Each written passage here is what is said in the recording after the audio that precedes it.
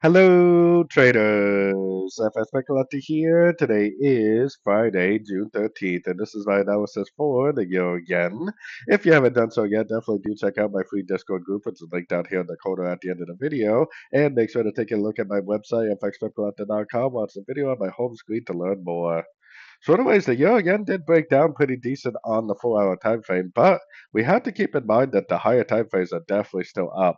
Daily, weekly, and monthly are definitely still up, and we definitely don't even have a Fibonacci bounce. So that means that anything we see to the downside, we kind of have to assume is likely just a pullback within an uptrend.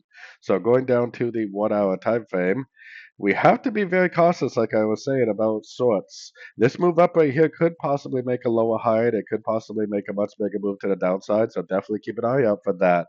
If you do trade the 1 hour time frame and below, you definitely could be, putting your Fibonacci retracement on here and then looking for a possible sort. But I would be very cautious because the monthly, weekly, daily is definitely up, which means that this potentially could just keep on going up very, very easily. So keep an eye out for sorts, but keep an eye out more on the fact that the higher time frames are definitely up and that it could just keep on trending up very, very easily. But this move up right here very easily could make a lower high, so definitely keep an eye out for that. So anyways, don't forget to like and subscribe, and as always, thank you for watching and happy trading.